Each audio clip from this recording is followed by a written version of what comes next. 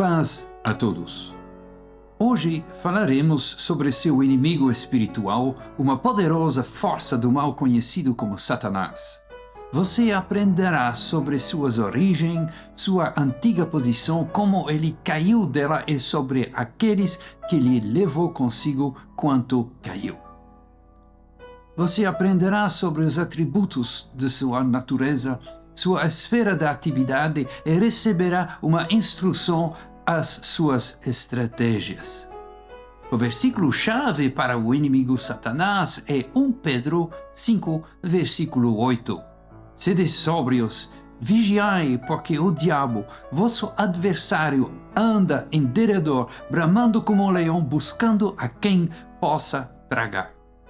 Na guerra, no mundo natural, um soldado deve primeiro identificar o inimigo antes de entrar no campo de batalha. Ele deve estudar todas as informações disponíveis sobre o inimigo, sua natureza e suas estratégias. É por isso que as forças militares passam muito tempo reunindo inteligência, informações sobre o inimigo. O mesmo acontece no mundo espiritual.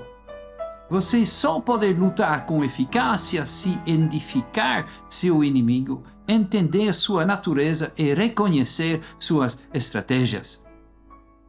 Satanás foi originalmente criado por Deus. Deus não cria o mal. Satanás era perfeito quando foi originalmente criado por Deus, mas recebeu um livre-arbítrio para escolher o bem ou o mal. O versículo 15 de Ezequiel 28 confirma que perfeito eras nos teus caminhos desde o dia em que fostes criado até que se achou iniquidade em ti. A Bíblia descreve a posição original de Satanás no capítulo 28 de Ezequiel. Quando Satanás foi criado, ele era um anjo de Deus. Ele fazia parte da classe de anjos querubins, santo, sábio, belo e perfeito. Ele era o líder entre os querubins e chamado o querubim guardião ou cobridor. Seu nome era originalmente Lúcifer, que significa portador de luz. Ele era adornado com pedras preciosas engastadas em ouro. Foi-lhe dado uma posição no monte sagrado de Deus e, aparentemente, foi líder da adoração. Que imagem brilhante e bela de Satanás em sua posição original é dada na palavra de Deus.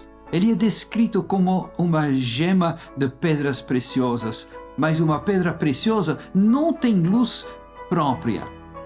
Ela não é bonita, é um quarto escuro. Sua beleza está em sua capacidade de refletir a luz de fora. Quando Deus criou Lúcifer, ele o fez com a capacidade de refletir a glória de Deus em um grau maior do que qualquer outro ser criado. Deus era a luz que fazia Lúcifer irradiar beleza. Mas Satanás não manteve essa posição gloriosa. Como você caiu do céu, ó Lúcifer, filho da manhã? Como você foi reduzido à terra, você que enfraqueceu as nações? Pois você disse em seu coração: eu subirei e eu me assentarei no monte da congregação nas extremidades da norte. Subirei acima das alturas das nuvens, serei como o Altíssimo. Contudo, você será levado ao Sheol, às profundezas mais baixas da cova. O seguinte versículo também é descrito em Ezequiel 28, versículo 17. O teu coração se exaltou por causa de tua formosura. Corrompeste a tua sabedoria por causa do teu esplendor. A queda de Satanás de sua posição angelical ocorreu por causa do orgulho e da rebelião, demonstrados em 5 atitudes erradas. Ele desejava ocupar a morada de Deus, o céu, e ter igual reconhecimento. Também cobiçou seu domínio sobre as hostes angelicais. Ele queria sentar-se no monte da congregação, que, de acordo com Isaías 2, versículo 2, e Salmo 48, versículo 2, é o centro do governo terreno de Deus. Ele queria subir acima das alturas das nuvens. As nuvens falam da glória de Deus. Satanás queria a glória de Deus para si mesmo. Ele queria ser como o Altíssimo, que é um dos muitos nomes de Deus. Por que Satanás escolheu este nome específico? Ele escolheu este título porque ele reflete Deus como possuidor do céu e da terra. Aqui estão os terríveis resultados do pecado de Satanás. Por causa de sua rebelião, Satanás foi expulso do céu por Deus. Lúcifer, antes criado para a glória de Deus, torna-se Satanás com um caráter que se opõe a tudo que Deus é e fez. O poder de Satanás já foi usado para a glória de Deus. Agora ele se volta para propósitos perturbadores e destrutivos. De acordo com Isaías 14, ele enfraqueceu as nações, faz a terra e os governos tremerem, e aqueles que são feitos prisioneiros dele não têm alívio. Ele agora está destinado ao lago do fogo. Quando Satanás caiu do céu, ele não caiu sozinho. Ele levou consigo uma parte da hoste angelical do céu que participou de sua rebelião contra Deus. Este grupo de anjos agora faz parte de uma força maligna de demônios. Quando Satanás se rebelou, o pecado entrou no universo. Como resultado, havia duas ações que Deus poderia ter tomado. Ele poderia ter derrubado Satanás e o matado. Mas se Deus tivesse derrubado o primeiro inimigo desta forma, sempre haveria a possibilidade de outra rebelião. A história do céu teria sido obscurecida por desastres semelhantes. A outra ação que Deus poderia tomar foi a que a Bíblia indica que ele tomou. As reivindicações de Satanás quanto a um poder superior deveriam ter seu julgamento completo na Terra, no período da eternidade que chamados de tempo. Quando Deus criou o primeiro homem e a primeira mulher, o julgamento na Terra começou.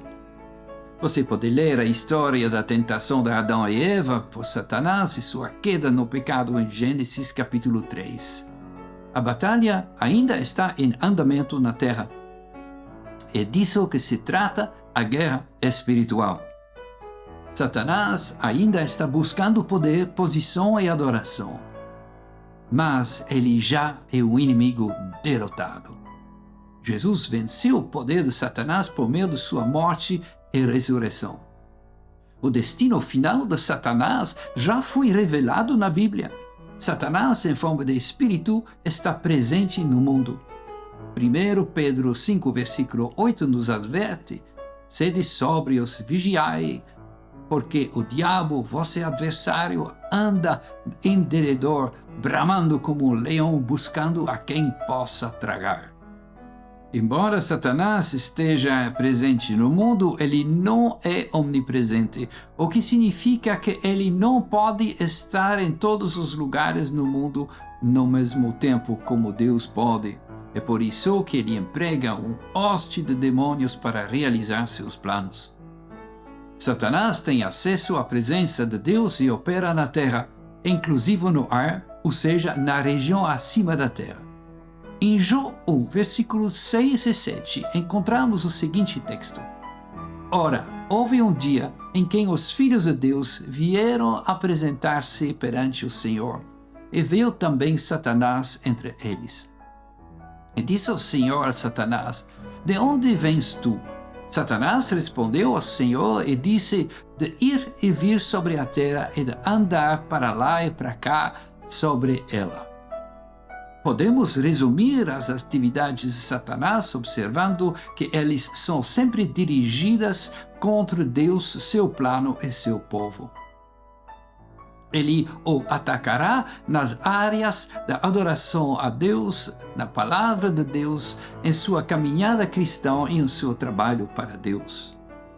Satanás também tem atributos de uma personalidade real. Ele é inteligente e sutil, emotivo, obstinado, poderoso, enganador, feroz, cruel e enganador. A Bíblia dá muitos nomes a Satanás que revelam mais sobre sua natureza e atividades. Alguns desses nomes são Abaddon, o anjo destruidor, o anjo do abismo, Apolion, Deus deste mundo, rei do Tiro, príncipe das potestades do ar. Ao contrário de Deus, Satanás não é onisciente ou não sabe todas as coisas. Se Satanás pudesse prever o futuro, ele nunca teria permitido que Jesus morresse na cruz. Ele saberia que a morte de Jesus derrubaria seu poder e proporcionaria uma maneira de escapar da escravidão do pecado para toda a humanidade. Satanás não é onipotente e todo-poderoso.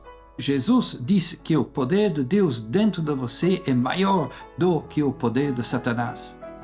Para aqueles que acreditam em Jesus, Satanás é um inimigo derrotado. Ele é forte apenas para aqueles que se rendem a ele. Seu poder é limitado pelo poder de Deus e ele só é capaz de vencer um crente quando ele lhe cede o controle. Como Satanás não é omnipresente ou está presente em todos os lugares, ele envia uma hoste de demônios para toda a terra para fazer sua vontade e cumprir seus propósitos. Satanás é comparado a uma cobra ou serpente. No mundo natural, o veneno das cobras venenosas se divide em 3 categorias que afetam os nervos, o sangue ou o coração. As cobras localizam suas presas pegando poeira em sua língua que transmite informações ao cérebro. Se você ficar parado, a cobra não conseguirá localizá-lo. Satanás só localiza melhor quando a poeira está agitada e você está correndo confuso e com medo. Quando a poeira assenta e você se posiciona contra ele sem medo, assim como uma cobra, ele não consegue atacá-lo. É por isso que a Bíblia diz: fica parado e continua parado. Temos autoridade sobre as serpentes. Em Gênesis 3, Deus pronunciou uma maldição sobre a serpente, ou Satanás. Ele disse que sua cabeça seria ferida pela semente da mulher, Jesus, e que o calcanhar da semente seria ferido pela serpente. O ferimento no calcanhar de Jesus fala da pressão resultante do ferimento da cabeça de Satanás na cruz do Calvário. Quando Jesus feriu a cabeça de Satanás, foi muito parecido com cortar a cabeça de uma cobra venenosa no mundo natural. A cabeça de uma cobra pode ser separada do seu corpo, mas ela ainda pode morder por horas depois. Sabe-se que o coração continua batendo por 2 dias e o corpo da serpente pode continuar a se mover. Jesus cortou a cabeça da serpente no Calvário, mas a serpente ainda tem vida. Ela ainda está ativa no mundo de hoje e ainda tem poder. Mas Satanás não tem autoridade. A única autoridade que ele tem em sua vida é a que você dá a ele, e o poder e a autoridade em você, Jesus, são maiores do que o poder dele. A seguir, falaremos sobre as forças espirituais do mal ou demônios. Que Deus abençoe vocês. Amém. Se você gostou deste vídeo, inscreva-se, pois isso ajudará a divulgar a palavra de Deus por meio deste canal.